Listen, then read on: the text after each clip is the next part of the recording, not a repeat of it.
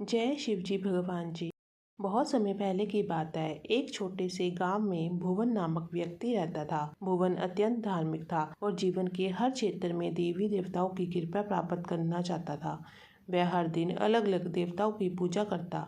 सोमवार को भगवान शिव, मंगलवार को हनुमान जी, बुधवार को गणेश जी और इसी प्रकार हर दिन किसी न किसी देवता की आराधना करता।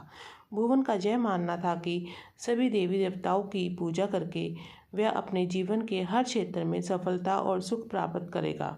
लेकिन उसकी साधना में एक समस्या थी। वह किसी भी देवता की पूजा में पूरी निष्ठा और एकाग्रता नहीं लगा पाता था। एक दिन भुवन ने महसूस किया कि उसकी साधना का कोई परिणाम नहीं आ रहा। ना तो उसकी आर्थिक स्थिति सुधर रही है और ना ही उसके जीवन में शांति थी। भुवन ने निराश होकर सोचा, मैं इतनी श्रद्धा से हर दिन अलग अलग देवताओं की पूजा करता हूँ, फिर भी मेरा जीवन सुखी क्यों नहीं है। इस प्रश्न का उत्तर पाने के लिए भुवन ने एकांत में जाकर भगवान शिव का ध्यान किया। उसने पूरी श्रद्धा से भगवान शिव से प्रार्थना की, हे महादेव, कृपया मेरी समस्या का समाधान करें। क्या मेरी पूजा विधि में कोई त्रुटि है? भुवन की सच्ची प्रार्थना सुनकर भगवान शिव प्रकट हुए। उन्होंने मुस्कुराते हुए पूछा, वत्स, क्या समस्या है जो तुमने मुझे पुकारा? भुवन ने सिर झुकाकर कहा, हे महादेव, मैं सभी देवी देवताओं की पूजा करता हूँ, फिर भी मुझे सुख और शांति क्यों नहीं मिलती?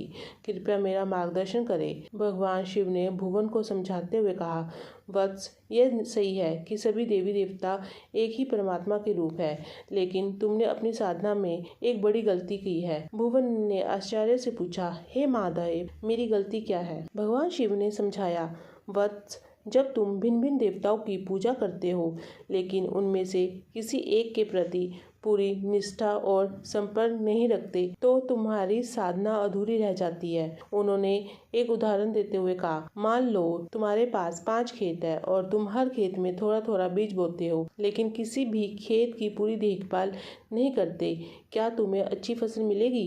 भुवन ने सिर हिलाकर कहा, नहीं महादेव, फसल अच्छी नहीं होगी।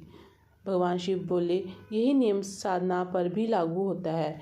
जब तुम किसी एक देवता को अपना आराध्य मानकर उसकी पूजा में पूर्ण निष्ठा से लीन हो जाते हो, तब तुम्हें उस देवता की कृपा प्राप्त होती है। अन्य देवी देवताओं की पूजा करना गलत नहीं है, लेकिन तुम्हें यह समझना होगा कि सभी देवता एक ही ब्रह्मांड के विभिन्न रूप है। भगवान शिव ने भुवन को यह सलाह दी, वत्स, अपनी साधना को एक दिशा दो। यह समझो कि सभी देवी देवता ब्रह्म के अंश है। जब तुम किसी एक देवता की पूजा में पूर्ण समर्पण करोगे तो तुम्हें सभी देवताओं की कृपा प्राप्त होगी। भुवन ने भगवान शिव के उपदेश को समझा और निश्चय किया कि वह अपनी साधना को एकाग्र करेगा। उसने भगवान शिव को अपना आराध्य मानकर उसकी निष्ठा से पूजा शुरू की।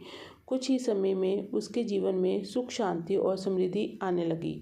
यह कहानी हमें सिखाती है कि सभी देवी देवता एक ही परमात्मा के रूप है। किसी एक देवता की पूजा में पूर्ण निष्ठा और समर्पण रखने से हमें सभी देवताओं की कृपा प्राप्त होती है। भिन्न भिन्न आराधना करना गलत नहीं है, लेकिन साधना में एकाग्रता और समर्पण होना आवश्यक है। जय शिव जी भगवान जी।